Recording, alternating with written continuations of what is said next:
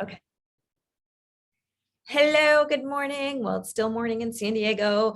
I am Molly Hamill. This is Emma Jensen, and we are talking to you today about your manifesting types, specific or non-specific. And to the people in my group, I apologize. We're getting a late start because we were going to run this through my Facebook group, and Zoom and Facebook decided not to cooperate, which I am chalking up to us still being in the shadow of Mercury retrograde, because I don't know what else to say. But for the next half hour, we're going to dive into the difference between specific and non-specific. And as you know, like magnetizing and manifesting is something that I talk about a lot in our groups. And Emma here, my human design guru, like blew the lid off of a lot of confusion that I was experiencing related to manifesting and magnetizing. So I will give my little introduction, and then we are going to kind of riff on all of the glory that she has to share. So, oh my gosh, where to start? So, we all like have dreams and goals, and I am a big believer in the energy side of things. So manifesting has always like been something that I've, an energy that I've worked with and believed in. And so, you see these people, or you have friends, and they're like, I want to manifest this money by this date, and boom, it happens. And it never has happened that way for me. And I would say like, I want this money and I want this date, and the money wouldn't come on the date, and I'm just, money's the example, but it could be, you can apply this to a relationship, to like anything you want in life that you're magnetizing, manifesting. So I noticed a pattern with myself that the money in this example wouldn't come on the date that I said, but like a lot more would come at a later date.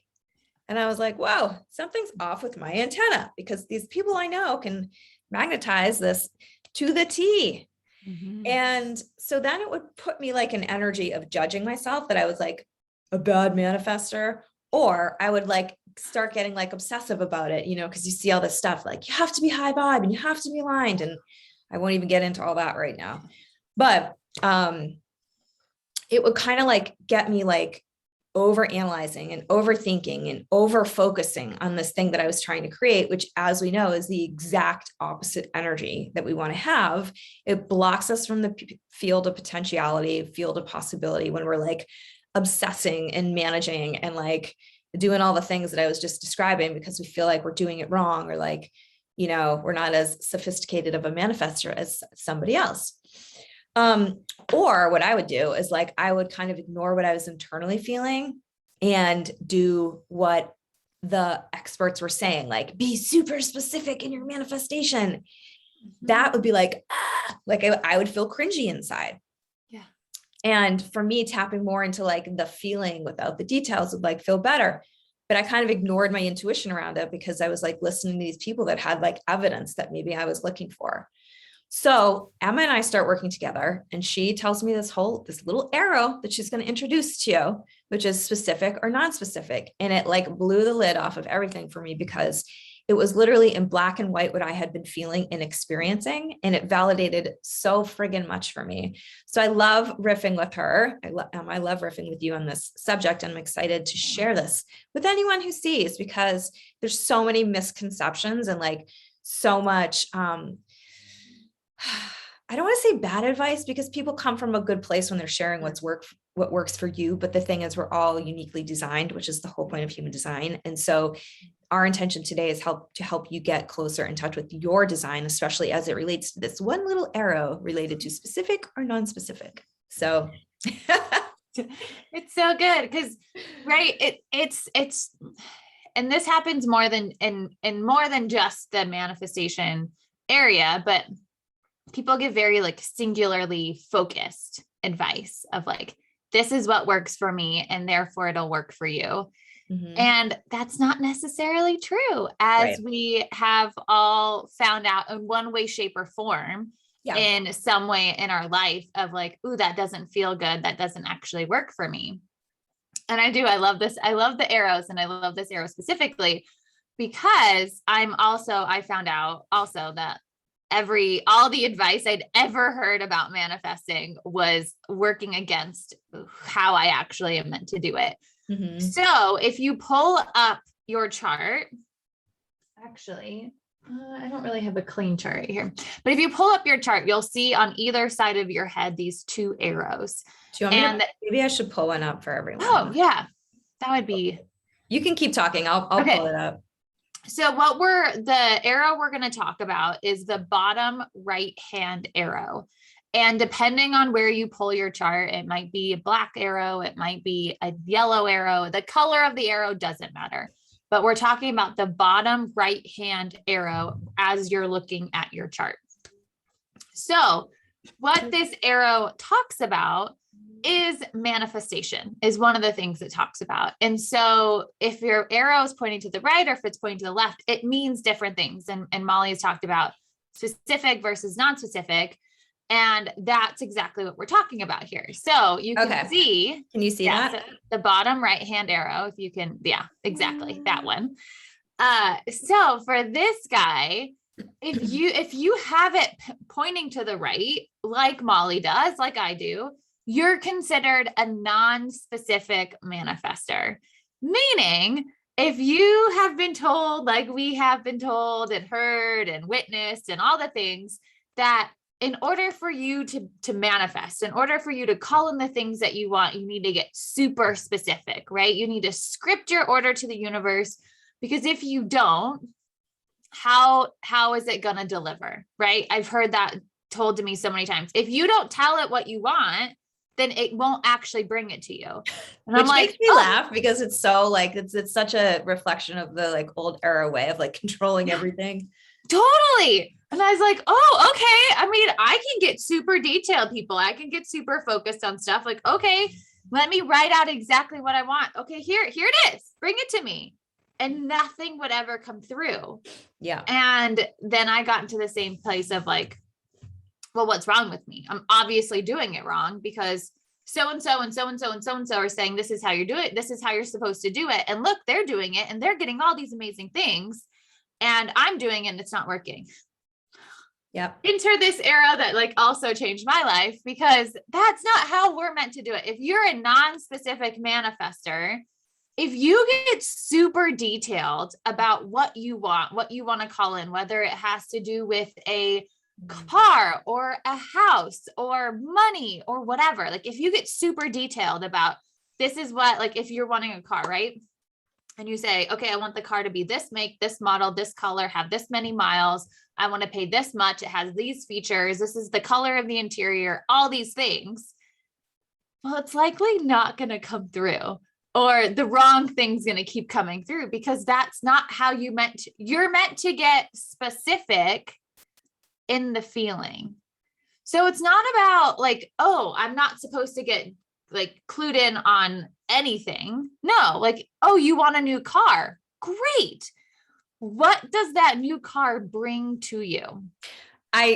Yes. Okay. I was just going to jump in for a second and say, like, I can feel your hearts breaking out there, the people that are listening, like what, like confusion, like, I don't understand. And that's what I was just going to say. Like, for me, it's like, so just, it's a feeling of what it feels like to be in your car, more so than looking down and seeing like the, like, color of it or whatever. It's like tapping into the magic of the feeling more so than like every single detail. Exactly. So it's almost asking yourself, like, what's under this desire? So if the desire is a new car, like, why is it that you want a new car? Is it because it's going to bring you freedom and it's not going to break down and it's going to bring you to all these different places? Or maybe, you know, it has all these extra features so that you can feel super safe anytime you leave your house, whether it's winter or summer, because it like you feel super safe and secure in this car. That's the feeling that you want to get tapped into. That's what you want to get specific on. So if you, and there's so many guided visualizations. I was going to say meditation and visual, and it just was going to say vegetation, which is not a thing. So guided visualizations out there that ask you to get super detailed on what it is that you want to call in.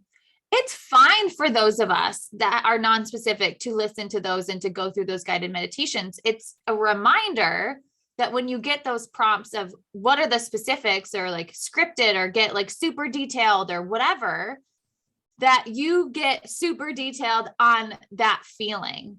And maybe that Yeah. feeling invokes images, or images invoke the feeling. It's not about not seeing anything. It's about putting more credence in that feeling, in that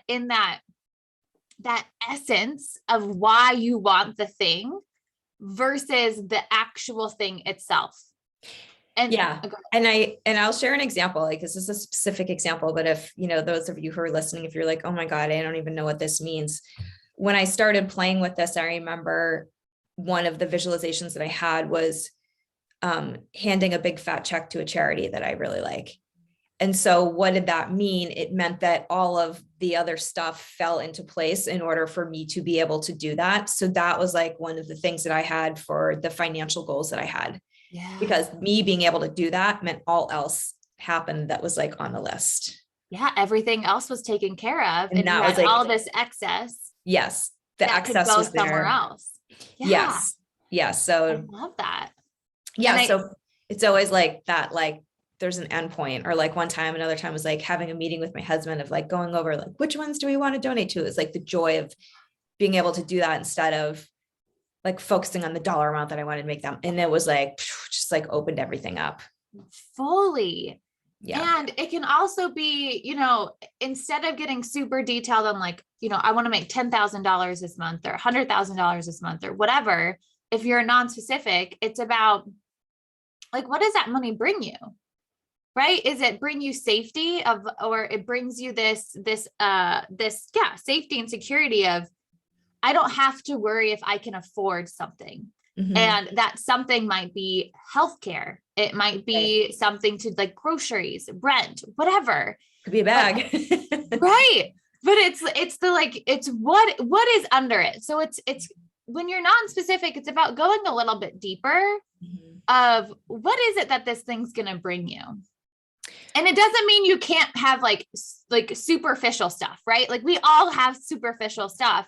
And if you have like a biomat or something on your list, it's just a matter of saying like, well, what does that bring me? It brings me joy and it makes me feel really good in my body. Great.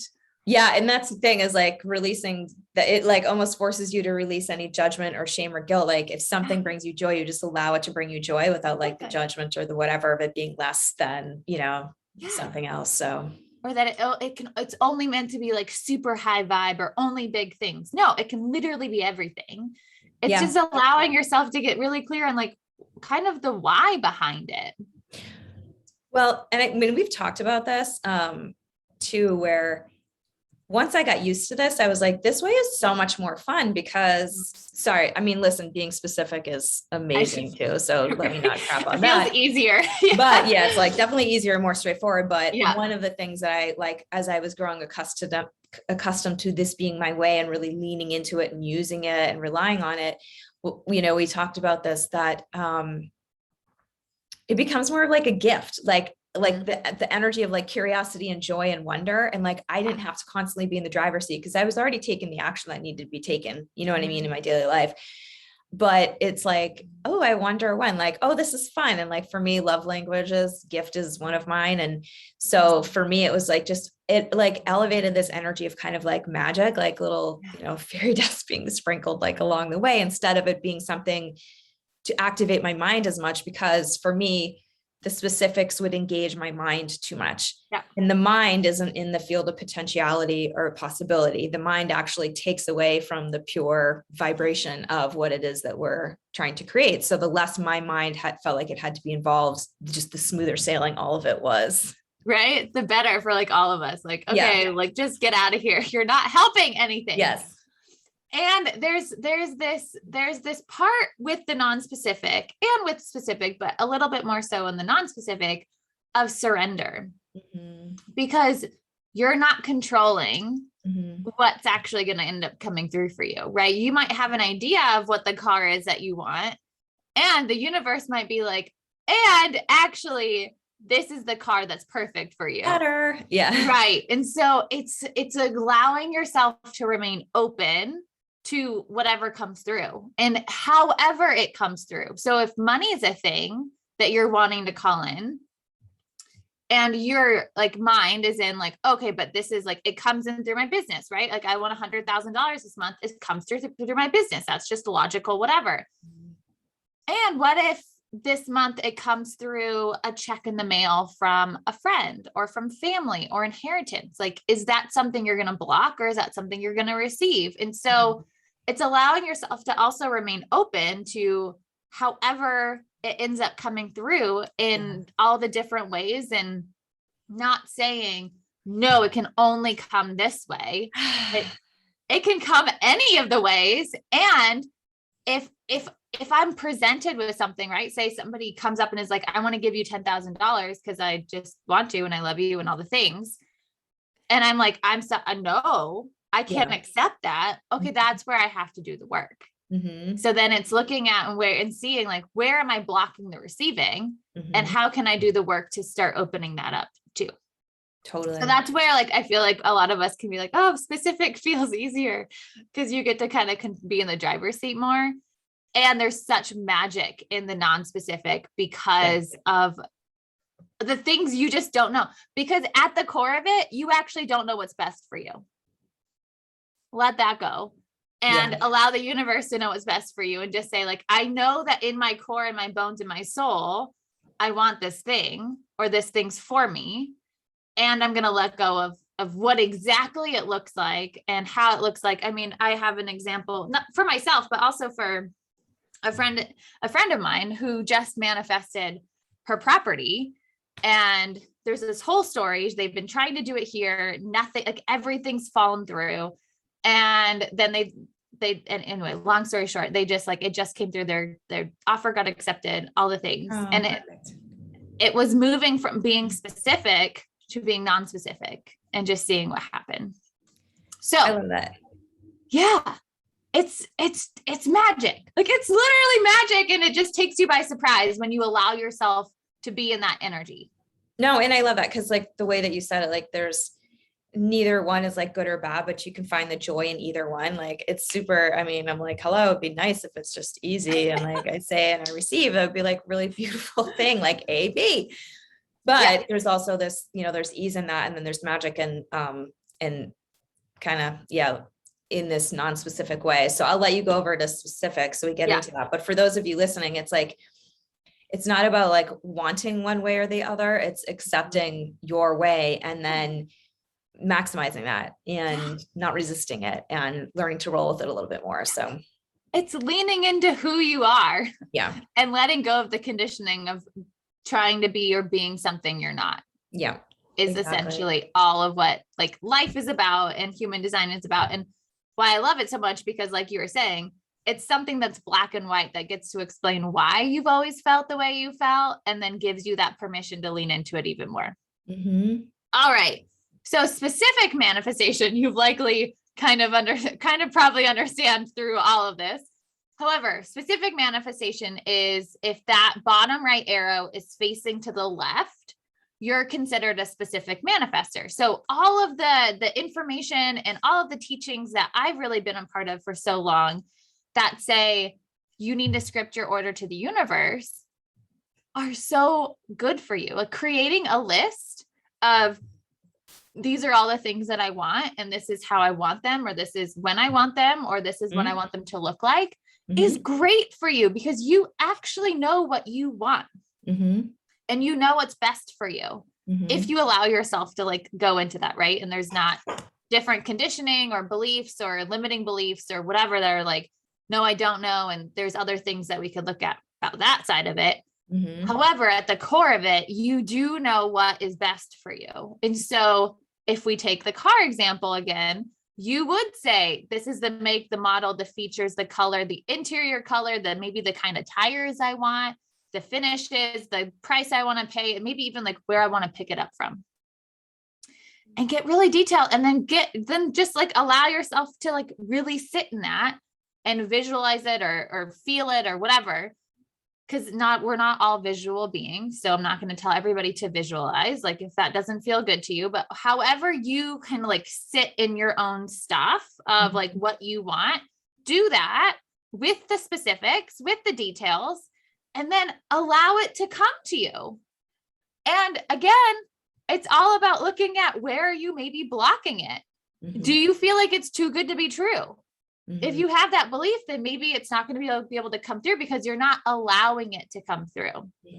Or maybe you don't feel worthy of it, or you don't feel deserving of it. And so I'm not saying that if you just do exactly what I just said, either if you're specific or non-specific, all your things are going to come through like that. Unfortunately, that's not exactly how it works, because there's deeper layers to it, right? There's all the other stuff that, like, the blocks that we can put in place that keep our manifestations at arm's length. The worthiness, the deservingness, the allowing, the safety, all of the things that can then get into the place, which is what Molly's so great at being able to recognize and then help you break those down so that they can come in.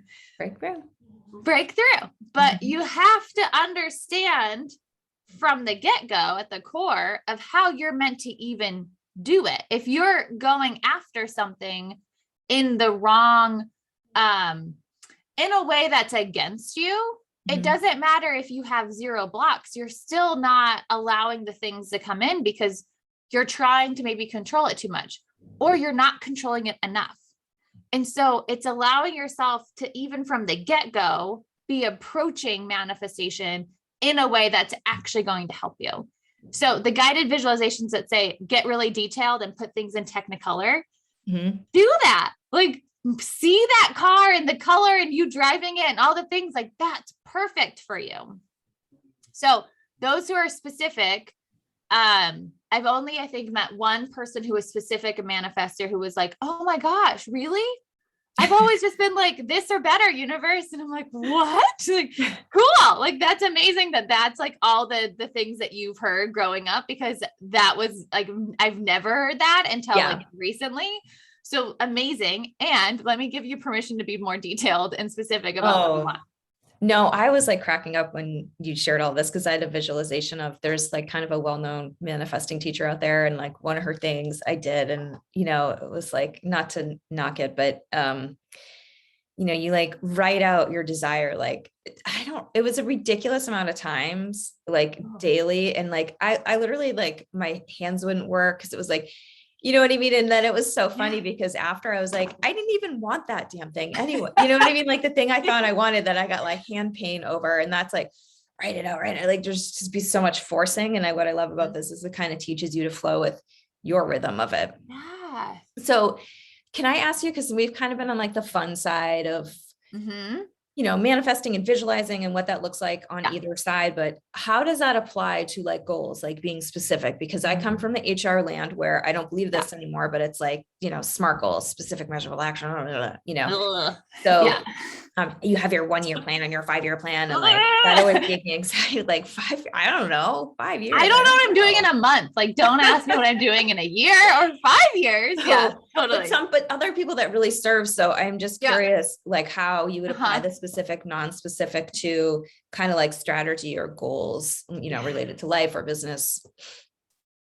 Thank you so much for this invitation, because I love this conversation too, especially being like an entrepreneur and being in that space and like understanding all this now too, being like, oh my gosh, this makes so much sense.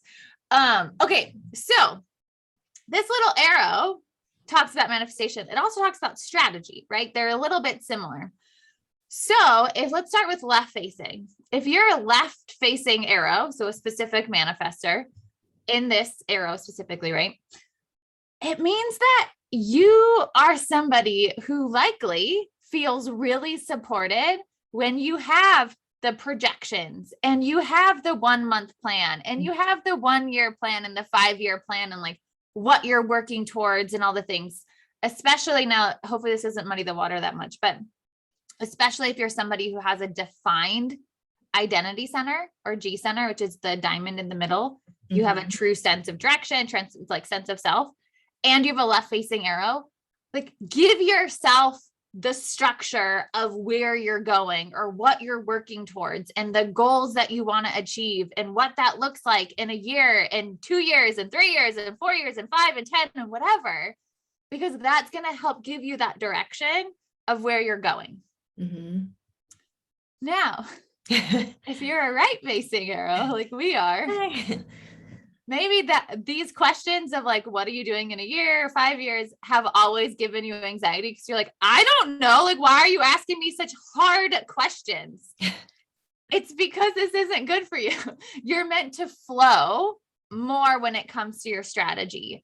So I'm not saying don't have any plan, because that can serve some and not serve others. I'm somebody who needs some structure. No, like I have like a Yeah. roadmap, I would call it, but there's Yeah. lots of turns I could take on that roadmap. Right. You know So what I that's a mean? But I flow. focus more in the 3 months at a time, even though I have like a year kind of to play with. Yeah. If that makes sense.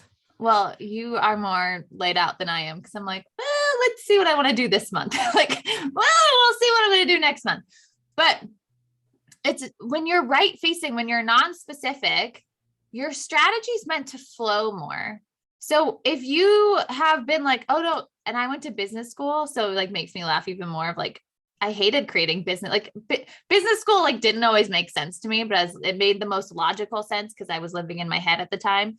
And so I did it, but I was like, ugh, like a business plan, projections. Like, why would we want that? Who knows what's going to happen? I'm like, this doesn't make any sense to me. And now I'm like, oh, well, duh, it doesn't make any sense because like, this isn't who you are. Yeah.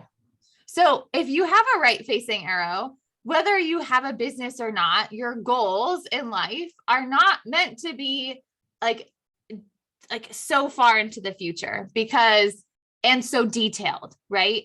You're meant to flow more with them. Give yourself some guardrails. I just took a deep breath as you were saying that. Right?